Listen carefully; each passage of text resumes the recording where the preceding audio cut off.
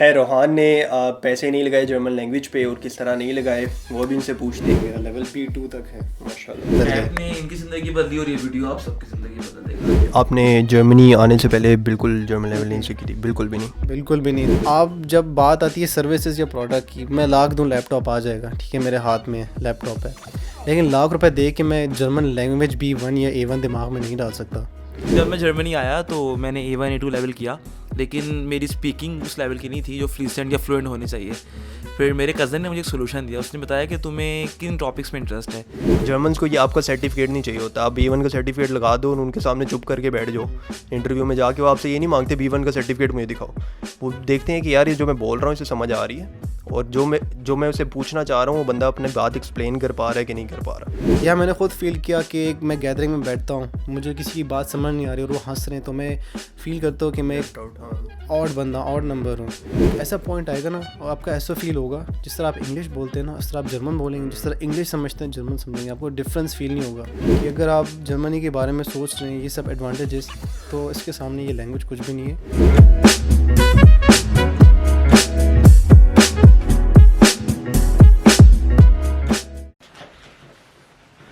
देर से थोड़ी है यार लाइट का मसला ही है, ये इतनी तेज है ना, ये 2 नंबर कर देती है। ऐसा लगता है इंस्टा के इफेक्ट डाले हुए अंदर। ये सोफा हमारा ये प्यारा है, लेकिन हम यहाँ पे प्यारे आ रहे हैं बैठे। यार ऐसे बैठोगे ऐसे करके? पार्किंग की बनानी सिर्फ। हाँ वो पता ही आपको, कैमरे के आगे स्टार्ट 5 मिनट की होती है, घंटे की निकल जाती है यार। Welcome to another Muneeb Rana podcast. अभी हम खाना वाना खा के हटे हैं तो शायद थोड़े ढीले लगें, लेकिन हमारा टॉपिक बिल्कुल ढीला नहीं है। और टॉपिक ये है कि जर्मन सीखने के लिए लोग काफ़ी पैसे लगाते हैं, तकरीबन लाखों में लगते हैं जिस लेवल पे आप जाना चाहें, चाहे वो आप जर्मनी में सीखें चाहे वो आप पाकिस्तान में सीखें। क्योंकि आपको तो पता है ताहिर भाई, बिल्कुल कराची में भी डॉइचे कोर्स करवाते हैं, नमल में भी करवाते हैं और अच्छे खासे पैसे लेते हैं। लेकिन हमारे साथ एक ऐसा बॉय है जिसे हम दोनों ने बड़ा अप्रिशिएट किया है और वो बॉय रोहान साहब हैं। अस्सलाम वालेकुम। रोहान खाना कैसा था? खाना कैसा था? दही दही बड़े खिलाए। यहाँ बंदा आके कुक बन जाता है बकायदा। रोहान पिज़्ज़ा बनाता है। क्या नहीं बनाता ये, पिज़्ज़ा के अलावा कुछ नहीं बनाता। नहीं पिज़्ज़ा बनाता, चाय अच्छी बनाता है, चाय पीता बड़ी शौक से। भाई को हमने 5 कप चाय पिलाई आज। खैर प्रॉपर घर दमाद वाली खुसूसियात हम सब में आ चुकी हैं। खैर रोहान ने पैसे नहीं लगाए जर्मन लैंग्वेज पे और किस तरह नहीं लगाए वो भी इनसे पूछते हैं और किस तरह से इन्होंने जर्मन लेवल सीखा है। और अभी क्या जर्मन लेवल है रोहान आपका? मैंने कोई टेस्ट नहीं दिया, तो मुझे अपने जर्मन लेवल का पहले तो मैं आपको स्केल बताऊँ ना, A1 A2 B1 B2 C1 और फिर C2 जो है वो मदर लैंग्वेज लेवल है। तो मेरे अंदाजे के मुताबिक और जो लोगों ने मुझे बेसिकली जिनसे मैंने जर्मन में बात की है उन्होंने कहा है कि मेरा लेवल B2 तक है। माशाल्लाह B2 तक। तो B2 जो लेवल है वो एक इंटरमीडिएट लेवल है, एडवांस इंटरमीडिएट में कहूँगा, एक B1 इंटरमीडिएट सॉर्ट ऑफ आता है। मेरा भी ये ख्याल है। तो इंटरमीडिएट से थोड़ा सा ऊपर है, यानी कि थोड़ा सा टच करता है बिजनेस फ्लुएंट लेवल को। C1 यूजुअली बिजनेस फ्लुएंट होता है। तो खैर कोशिश जारी है वो वहाँ तक पहुँचने की भी, और ये कैसे मैं कर रहा हूँ ये भी मैं आपको बताता हूँ।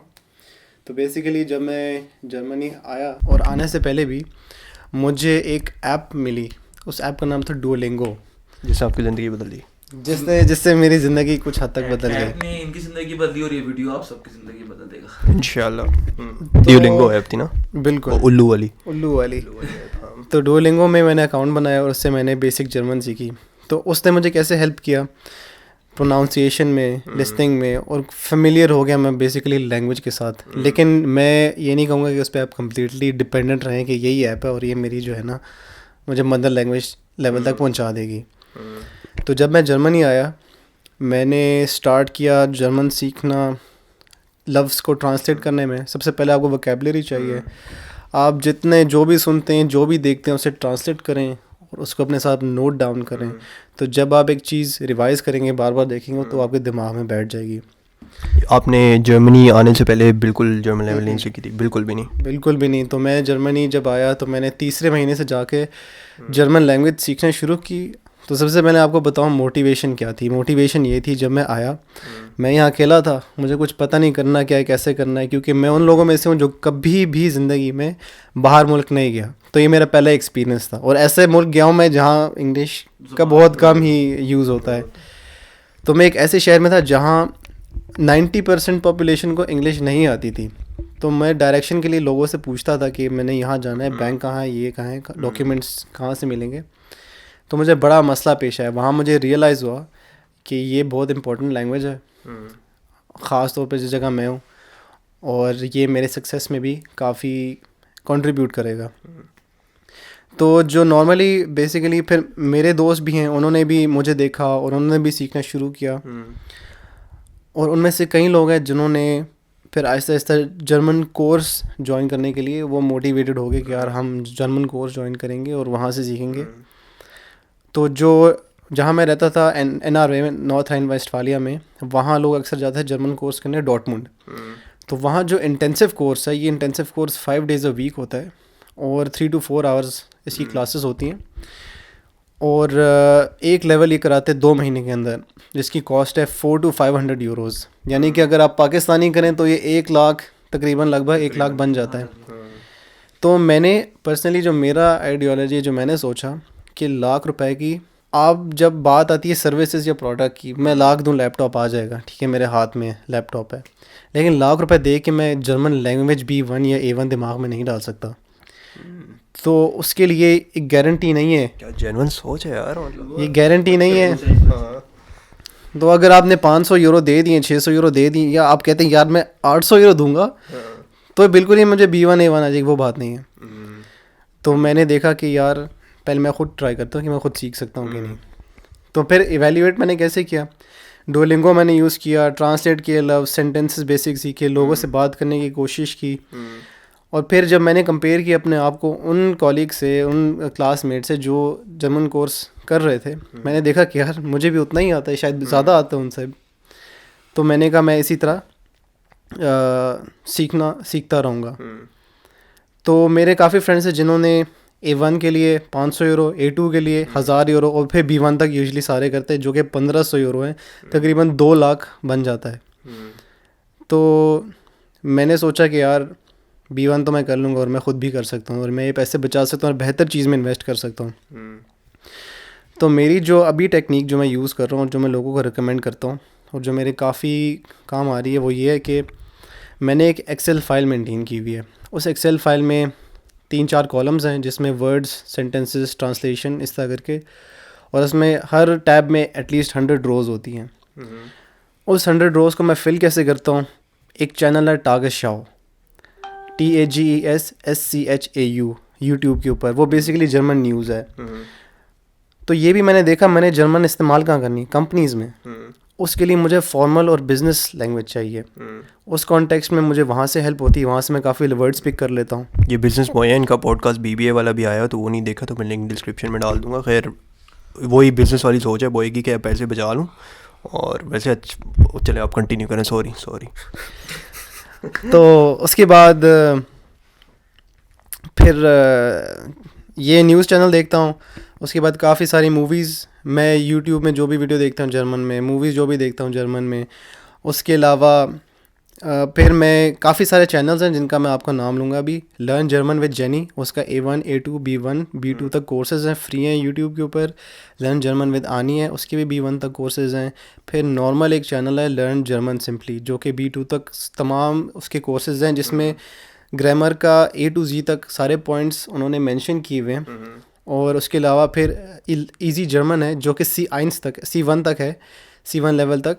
और यूट्यूब के में उसके अलावा कोई चैनल नहीं है जो C1 को इतना इंटेंसिवली एक्सप्लेन करता है। तो जब मैंने देखा ये सब कोर्सेज अवेलेबल हैं ऑनलाइन और डिफरेंट वर्जन में, डिफरेंट टीचर्स के साथ, जो लैंग्वेज है वो लिमिटेड होती है रूल्स और रेगुलेशंस में। ये एक साइंस, इसमें कोई साइंस नहीं है जो कि नेवर एंडिंग रिसर्च है। तो मैंने जब ये चीज़ देखी तो मैंने कहा मैं यहीं से सीखता हूँ। तो वो सारे कोर्सेज़ मैंने किए हुए हैं और मैंने इंटरेस्ट के साथ, ये काफ़ी इंटरेस्टिंग है। और इसी तरह इन्हीं वीडियोस को देखते हुए मैंने वो लफ्ज़ याद किए, वो लफ्ज़ मैंने एक्सेल में डाले, और डेली मैं एक टैब रिपीट करता हूँ, रिवाइज़ करता हूँ कि यार ये टैब नंबर 51 है, 52 है, रिवाइज़ कर ली। और डेली नए लफ्ज़ जो भी मैं सुनता हूँ, स्ट्रीट में, ट्राम में, ट्रेन में, ऑफिस में, लोगों से मीनिंग पूछ लेता हूँ और मैं याद कर लेता हूँ या फिर इस्तेमाल में लाता हूँ तो वो याद हो जाता है। तो बेसिकली ये एक ऐसा प्रोसेस है जो आप ये नहीं कह सकते मैं 6 महीने दूंगा बस आ जाएगा, हाँ। और फिर काफ़ी है। Exactly, हाँ। आपको डेली सीखना पड़ता है, डेली सीखना पड़ता है। लाइक लर्निंग कभी रुकेगी नहीं आपको। तो इन शॉर्ट कि आप स्टार्ट करें ड्यूलिंगो ऐप से, अपनी बेसिक्स उससे स्किल डेवलप करें। जब आपको थोड़े बहुत सेंटेंस स्ट्रक्चर समझ आने लग जाए तो आप चैनल्स पे जाना शुरू हो जाएं। लाइक जिस तरह इन्होंने बताया learn German, Jenny, Annie, I guess Ania, तो आनिया बाजी के साथ भी पढ़ें। और बाकी अगर कोई वो इंग्लिश में पढ़ाते हैं ना, वो इंग्लिश टू जर्मन सिखा रहे होते हैं। इसी तरह उर्दू के भी चैनल हैं। एक मुझे बड़ा अच्छा चैनल, बल्कि उनका मुझे मैसेज भी आया था, फिर मैंने उनका चैनल देखा, उसका नाम है देसी लर्न जर्मन ना। तो जिन लोगों को इंग्लिश में थोड़ा मसला है, जिस तरह काफ़ी लोग ऐसे भी हैं जो इंग्लिश में थोड़ा इतने नहीं पढ़े लिखे, तो अगर उर्दू से आपने जर्मन सीखनी है तो उस टाइप के चैनल भी है, फिर उर्दू से भी आप सीख सकते हो। क्योंकि नेट पे आजकल इतनी इन्फॉर्मेशन पड़ी होती है कि मेरे ख्याल है अगर आप सीखना चाहें ना तो आप सीख सकते हो। ये एक बहाना है कि जी मैं स्कूल नहीं गया तो मुझे जर्मन नहीं आई। अब ताहिर भाई ये वाले बहाने मारते थे। ताहिर भाई आ जाएं यार। मैं असल में अभी फुटबॉल का मैच चल रहा था मैनचेस्टर सिटी का स्पर्स के साथ। तो पॉडकास्ट से ज़्यादा ज़रूरी था, बड़ा क्रूशल मैच था। पॉडकास्ट से ज़्यादा पॉडकास्ट से जरूरी नहीं था, लेकिन इसका एक रीज़न है। ये मैच मैं देख रहा हूँ और ये मैचेस भी मेरी जर्मन इंप्रूव करने का एक जरिया है। किस तरह मैं आपको बताता हूँ। ये इन्होंने ना ऊपर से आए जब मैं जर्मनी आया तो मैंने A1 A2 लेवल किया, लेकिन मेरी स्पीकिंग उस लेवल की नहीं थी जो फ्लुएंट या फ्लुएंट होनी चाहिए। फिर मेरे कज़न ने मुझे एक सोल्यूशन दिया। उसने बताया कि तुम्हें किन टॉपिक्स में इंटरेस्ट है। मैंने बताया मैं फ़ुटबॉल में इंटरेस्टेड हूँ, Bundesliga, English Premier League, La Liga देखता हूँ। तो उन्होंने मुझे कहा तुम एक काम करो, तुम किसी तरह इनकी हाइलाइट्स, जो क्विक हाइलाइट्स होती है 3 से 4 मिनट की, वो जर्मन चैनल को सब्सक्राइब करो यूट्यूब पे, और हर लीग की जो हाइलाइट्स आती हैं उनको डेली तुम देखो। तुम्हें इंटरेस्ट तो है फुटबॉल का, तुम्हें टर्म्स भी आती हैं, या कोई ऐसा टॉपिक स्पोर्ट्स का, क्रिकेट के ऊपर कोई डॉक्यूमेंट्री है, या किसी फुटबॉलर की लाइफ पे कोई डॉक्यूमेंट्री है, वो देखो, ताकि तुम्हें जर्मन लैंग्वेज के वर्ड्स तुम अपनी रियल लाइफ में उनको शामिल कर सको, तुम्हारा लैंग्वेज का फ्लो बन सके, तुम्हारी हेजिटेशन दूर हो। तो जिसमें मुझे फ़ुटबॉल में इंटरेस्ट था, मैंने तकरीबन पिछले 1.5-2 सालों से मैं एक DAZN एक चैनल है यूट्यूब पे सब्सक्राइब मैंने किया हुआ है। उस पर हर मैच की तकरीबन 3 मिनट की हाइलाइट्स आ जाती हैं, वो जर्मन लैंग्वेज के अंदर। तो उसने मेरी जर्मन इंप्रूव करने में मुझे बहुत फ़ायदा दिया। इसके अलावा एक और भी, जिस तरह रोहान ने बताया कि लिसनिंग, जब एक बच्चा पैदा होता है तो आपने खुद देखा है कि वो अपने पेरेंट्स की आवाज़ को सुनता है। 1.5-2 साल के बाद जब वो बोलना शुरू करता है तो इनिशियली स्टेज में वो फ़िल्टर आउट करता है कि क्या नॉइज़ है, क्या इन्फॉर्मेशन है, क्या वर्ड्स हैं। तो अगर आप जर्मनी में आते हैं तो आप अगर कोई जर्मन चैनल, कोई रेडियो को सुनने की कोशिश करते हैं तो सुने, क्योंकि शुरू में आपको कुछ भी समझ में नहीं आएगा, लेकिन आहिस्ता आहिस्ता इस फ्लो के साथ आपको समझ आना शुरू होगा, ये इन्फॉर्मेशन है, ये मैं वर्ड यहाँ फिट कर सकता हूँ, मैं इस तरह अपनी स्पीकिंग, नए नए वर्ड्स आपकी वोकैब में बिल्कुल ऐड होते जाएंगे जो कि आपको फील भी नहीं होगा। लाइक आपको अब ये नहीं लग रहा होगा एक प्रेशर कि मैं कुछ सीख रहा हूँ, वो ऑटोमेटिकली माइंड में कहीं पे फीड हो जाते हैं, और आपको जो एक्ट कर रहा होता है ना, जो बोल रहा होता है, वो आपको खुद ही लग रहा होता, समझ आने लग जाती है कि अच्छा ये बोल रहा होगा। बिल्कुल। जिस तरह मैं बताऊँ ना, आपने इंटरेस्ट की बात की है, मैं शुरू में फ्रेंड्स मैंने ना 5 बार इंग्लिश में देखा हुआ। एक फ्रेंड्स टीवी शो है, तो वो ना मैंने 5 बार देखा होता है। मैं मज़े का लगता है, वो ऐसा शो है आप बार बार देख के बोर भी नहीं होते, जो सी मर्जी आप एपिसोड देख लो, जो भी कर लो। तो मैंने क्या किया, मैं जर्मन में स्टार्ट कर लिया। उससे मेरा ये हुआ कि यार मुझे पहले ही पता था कि लोग बात क्या कर रहे हैं, मुझे पता होता था कि अभी क्या चल रहा है, क्योंकि वो डायलॉग तो एकदम से रटे जाते थे। आपको मालूम होता है हाउ यू डूइंग, वो जोए का डायलॉग है, उसे मैंने बड़ा अच्छा खैर वो उससे ये होता है कि आपको पता होता है कि आप लाइक क्या बात चल रही है, और वो जब आप जर्मन में सुनते हो ना, वही चीज़ जो आपको ऑलरेडी इंग्लिश में पता है, तो एकदम से आपका वो क्लिक करती है माइंड में, और वो चीज़ें आपको याद रहती हैं। तो इंटरेस्ट वाली चीज़ अपनी देखना शुरू कर दो, जिसमें भी इंटरेस्ट है। गेम ऑफ थ्रोन देखे, वो जर्मन में देखना स्टार्ट कर दो, तो उससे आपकी बड़ी हेल्प आउट करेगी वोकैबुलरी, चीज़ें, बल्कि आपने बड़ा अच्छा किया, याद दिलाया। और लैंग्वेज हमेशा मेरा ज़ाती ख्याल एंजॉय करने से आती है। अगर आप इस तरह रूहान ने कहा क्लास में आप बैठे रहेंगे, A1 मैंने A2 कर लिया, लेवल B1, लेकिन जब तक लैंग्वेज को एंजॉय नहीं करेंगे, आप लैंग्वेज को अप्लाई नहीं करेंगे, अपने इंटरेस्ट की चीज़ें उस लैंग्वेज में नहीं देखेंगे, क्योंकि इस तरह मुनीब ने जिक्र किया कि अगर आपको ऑलरेडी किसी चीज़ का बैकग्राउंड मालूम है और अगर आप उसको जर्मन ज़बान में देखते हैं तो आपका इंटरेस्ट रहेगा। फॉर एग्जांपल आपको साइंस एंड टेक्नोलॉजी में इंटरेस्ट है, आपको स्टीव जॉब्स की प्रेजेंटेशन में इंटरेस्ट है, आप वो जर्मन लैंग्वेज में देखिए, क्योंकि आपने ऑलरेडी इंग्लिश में सुनी हुई है, तो वो वोकैब उस पर्टिकुलर सिनेरियो को लेकर आपके जहन में महफूज हो जाएगी, जो कि आपकी इंस्टिंक्ट होगी। आपको मालूम भी नहीं होगा कि ये वर्ड मेरे पास सेव है, लेकिन जब आप बोलेंगे तो वो वर्ड ऑटोमेटिकली आप बोल पाएंगे।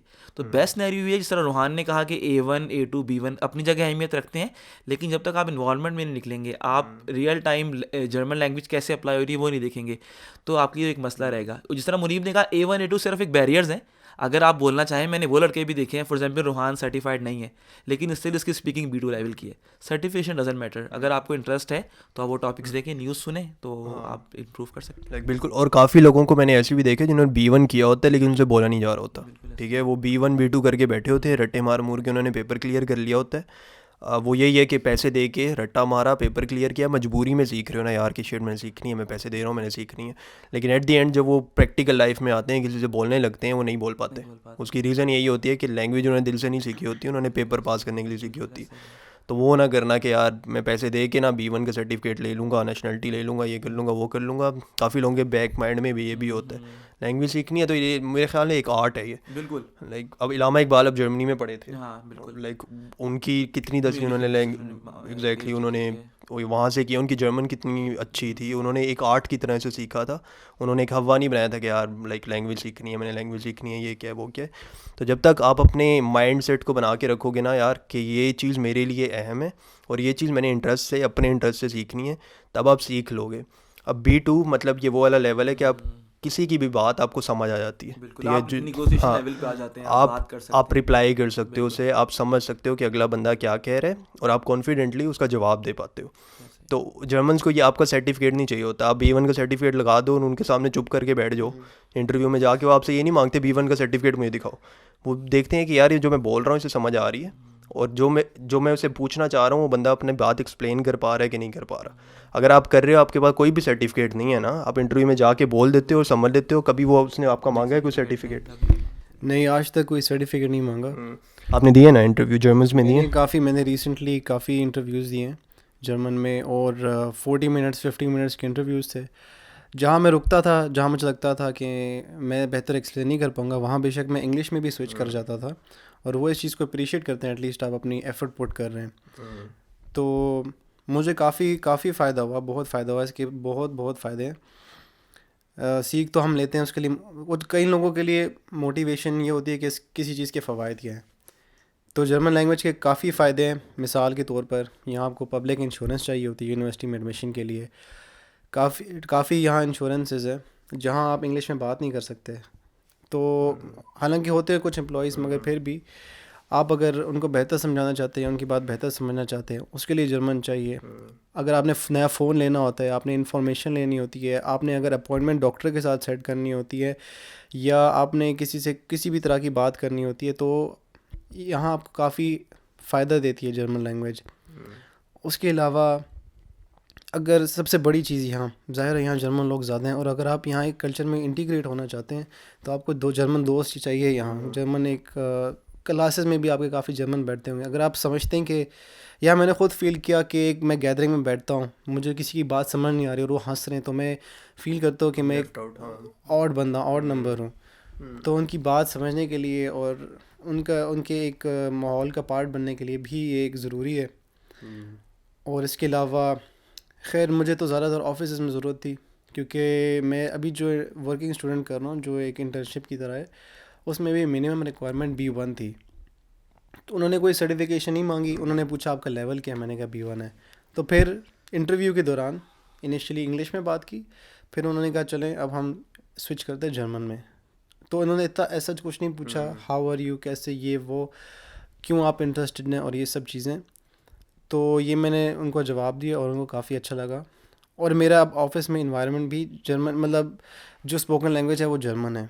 और मैं समझता हूँ कि ऑफिस में काम करके मेरी 50 to 60% और बेहतर हो गई है।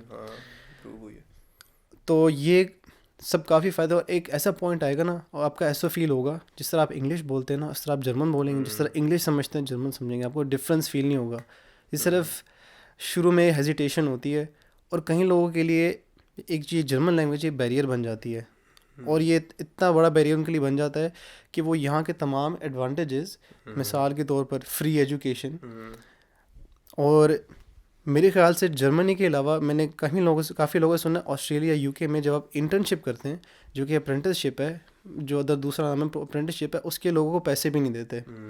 उसके लिए आपको बग़ैर पैसों के काम करना पड़ता है और वो काफ़ी महंगे मुल्क हैं।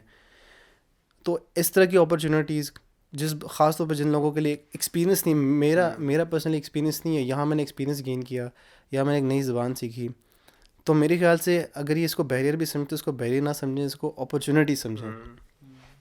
तो मैं यही कहूँगा कि अगर आप जर्मनी के बारे में सोच रहे हैं ये सब एडवांटेजेस, तो इसके सामने ये लैंग्वेज कुछ भी नहीं है, बल्कि ये एक आपकी स्किल्स में +1 है। और इससे आपको ये भी पता चलेगा कि आप कितने फ्लेक्सिबल हैं और आप आपके अंदर वो एबिलिटी है कि आप किसी भी इन्वायरमेंट जाके ब्लेंड हो सकते हैं। ये इतनी डीप बातें पे वहाँ पे तो नहीं कर रहा था, समझ नहीं आता कभी कभी दही बड़े खाए हैं, पता नहीं बटर चिकन खाए हैं। उधर ठंडी जुगते मार रहा था। मेरा ख्याल है ये कैमरे के सामने आके इस बंदे में नॉलेज बहुत ज़्यादा है, जब सीरियस मौक़ों पे अचानक सामने आती है। मैं 2-3 बातें इसमें ऐड करना चाहूँगा। जर्मन लैंग्वेज के फ़ायदे सिर्फ जर्मनी में ही नहीं है, हमारे पास जो हमारे साथ जो पड़ोसी ममालिक हैं ऑस्ट्रिया और स्विट्ज़रलैंड, वहाँ जर्मन बोली जाती है। इसके अलावा अगर आप जर्मन लैंग्वेज सीखने के बाद आपको कोई इशू की वजह से आपको जर्मनी छोड़ना पड़ता है और आप किसी और दूसरे मुल्क में जॉब करते हैं, तो बड़े बड़े जर्मन ब्रांड लाइक सिमेंस है, सिस्को है, BMW, ऑडी, किसी भी कंपनी में आप काम करते हैं, मे बी आपका प्रोजेक्ट लीडर अगर जर्मन हो तो हमेशा से आपके लिए एक प्लस पॉइंट रहता है अगर आप किसी और दूसरी ज़बान में कम्युनिकेट कर सकें। सिमेंस में आप जॉब्स के लिए अगर अप्लाई करते हैं जर्मनी से बाहर कहीं और आप लिखते हैं आपको जर्मन लैंग्वेज आती है, तो ऑटोमेटिकली जिस कंपनी में काम कर रहा है या जो आपका रिक्रूटर है वो देखेगा ये बंदा ऑलरेडी, मतलब आपके लिए एक प्लस पॉइंट हर सूरत में रहेगा। एक लैंग्वेज किसी भी सूरत में आपके लिए एक प्लस पॉइंट है, ना सिर्फ ये कि जर्मनी में, अगर आप यूरोप में दूसरे ममालिक का जर्मन ज़बान बोली और समझी जाती है। इसके अलावा वो जर्मन कंपनीज़ जो पूरी दुनिया में कहीं भी मौजूद हैं, आप ईमेल पे रिप्लाईज कर सकते हैं जर्मन लैंग्वेज में, आप फ़ोन पे बात कर सकते हैं, और ये आपकी प्रमोशन के लिए, आपकी आगे करियर पाथ के लिए भी काफ़ी इंपॉर्टेंट है। तो सिर्फ लैंग्वेज ना सिर्फ आपकी ज़हनी सलाहियतों को बढ़ाती है, अगर आप नए वर्ड सीखेंगे आपका जहन भी जवान रहेगा, ज़्यादा तेज़ी से काम करेगा, क्योंकि ज़बान लैंग्वेज के बारे में मशहूर है कि लैंग्वेज आपके माइंड को शार्प करती है। तो आप जितने अरसा लैंग्वेज सीखते रहेंगे, नए नए वर्ड्स ऐड करते रहेंगे, उतने अरसे आपका जहन भी यकीन अच्छे अंदाज में काम करेगा। तो ये भी एक प्लस पॉइंट आप कह सकते हैं। मेरा ख्याल है अब माशाल्लाह ऐसे गेस्ट बुलाए थे कि मुझे ज़्यादा बोलने की ज़रूरत भी नहीं थी और मैं ज़्यादा बोलूँगा भी नहीं, ऑलरेडी काफ़ी टाइम भी हो गया है। वैसे मुनीब को बोलने की ज़रूरत भी नहीं है, अब ये यूट्यूब पे सब्सक्राइबर ज़्यादा हैं, कोई वीडियो भी डाल दे बग़ैर बोले भी, अगर ये 10 मिनट सिर्फ कोई खामोशी भी इख्तियार करे या 5 मिनट वो लोग देख लेते हैं, भाई बड़े सब्सक्राइबर हैं ऑब्वियसली। अब भाई गालियाँ भी पड़ती हैं, चुप करके मुँह उठा के बैठ जाऊँ यार। अगर 5 मिनट, अगर 10 सेकंड या 1 मिनट या 5 मिनट की खामोशी भी मुनीब यूट्यूब की वीडियो पे इख्तियार करे, लोग एंड तक इंतज़ार करेंगे आगे करके कुछ तो बोले, कोई लफ्ज़ हमारे काम आ जाए, सब्सक्राइबर हो जाएं तो फिर या ये मैं ताने मारते रहते हैं सब्सक्राइबर्स के। यार मैंने मेरा एक एग्रीमेंट है, बताऊंगा जब सब्सक्राइबर बढ़ेंगे तो हर 100 सब्सक्राइबर इंशाल्लाह आप आते रहे तो इंशाल्लाह बढ़ जाएंगे। ठीक है, तो बहुत कोशिश करता है आपके लिए, बिल्कुल, मतलब ट्रैवलिंग करता है, लोगों को जमा करता है, उनसे इन्फॉर्मेशन गैदर करता है, ये बहुत अच्छी, अल्लाह ताला कामयाब करे इसको। ये मेरी आप भी कुछ दुआ दे दें। हाँ खान भाई, आप क्या मैसेज देना चाहेंगे मेरे चैनल के, क्या कहते हैं, तवस्सुद से? उर्दू भी इम्प्रूव करो, खाली जर्मन नहीं हो रही यहाँ पे। मैं यही कहना चाहूँगा कि काफ़ी सारे लोग होते हैं, वो किसी चीज़ कोई इन्फॉर्मेशन ढूंढ रहे होते हैं, तो बेसिकली उसमें व्यूज़ देख रहे होते हैं, लेकिन इस सिनेरियो में मैं समझता हूँ कि व्यूज़ आप ना देखें, आप देखें आपकी सर्च रेलेवेंट है या नहीं। अगर इस बंदे की बात आपको रेलेवेंट लगती है तो मेरे ख्याल से इनकी वीडियोस या इनके चैनल को सब्सक्राइब करने का ज़्यादा फ़ायदा है, बजाय उन लोगों के जिनके पास काफ़ी मिलियन ऑफ व्यूज़ हैं मगर आपको उससे कोई फ़ायदा नहीं हो रहा। तो अगर फ़ायदा हो रहा है आप ज़रूर लाइक और सब्सक्राइब करें इनके चैनल को। ये तो नहीं बात करें चैनल पे बैठ गालियाँ देते हो? मेरा ज़ाती ख्याल है कि नहीं, यूट्यूब पे अगर हम लोग ये मुनीब एक वीडियो बनाता है तो उससे पहले भी अक्सर हमारी डिस्कशन होती है, मुनीब वाकई प्रॉपर होमवर्क करता है, उससे पहले पूछता है कोई रेलिवेंट बंदा हो जो मुझे मिल सके ताकि मैं ऑथेंटिक इन्फॉर्मेशन लूँ, खुद गूगल पे भी देखता है, प्रॉपर होमवर्क करके आता है। इसको हमेशा फिक्र रहती है कि मेरी इन्फॉर्मेशन ऑथेंटिक हो, अगर लोग वीडियो पे आते हैं तो कुछ लेकर जाएँ। तो मेरा ख्याल है अगर आपको ये मुनीब पसंद है तो 2 बार लाइक पे क्लिक करें। 2 बार नहीं, एक बार लाइक पे ये मेरे मामू कहते हैं तुम्हारी वीडियो मुझे नहीं आती। मैंने कहा आपने सब्सक्राइब किया हुआ है? नहीं, कहते आपने सब्सक्राइब किया हुआ है। मैंने कहा मैंने उनसे पूछा आपने सब्सक्राइब किया हुआ है? कहते जब वीडियो आती है तब भी सब्सक्राइब करते मैंने कहा सिर्फ एक बार करना होता है, मुझे लग रहा है सब्सक्राइबर इसीलिए कम होते रहते हैं। तो वह एक बार करना है, एक बार घंटा भी जाना है, एक बार लाइक करना है अगर पसंद। हाँ घंटा भी जाना है, टन करना है। इससे पहले वॉइस मेरी वैसी तैसी करें। मैं पॉडकास्ट यहाँ पे ख़त्म करते हूँ, उम्मीद है आपको पसंद आया होगा और अगले पॉडकास्ट में मिलते हैं। Thank you so much Rohan और ताहिर भाई, अल्लाह हाफिज़। तो भाई लोग, अगर आपको मेरी वीडियो ज़रा सी भी इंटरेस्टिंग और इन्फॉर्मेटिव लगी है तो चैनल को लाजमी सब्सक्राइब कर लें। सब्सक्राइब करने के लिए यहाँ पे आपने पटक करना है और यहाँ पे आपने टर्न करना है। और मेरे चैनल पे आपको यूरोप एजुकेशनल और इन्फॉर्मेशनल चीज़ों के अलावा बहुत सारी चीज़ें मिलेंगी, लाइक डेली व्लॉग्स और साथ साथ यूरोप ट्रैवलिंग भी। तो भैया खाली एजुकेशनल चैनल नहीं है, ये बहुत कुछ है। तो चलो एक देसी की नज़र से यूरोप को एक्सपीरियंस करते हैं। तो भैया डू फॉलो MR व्लॉग्स।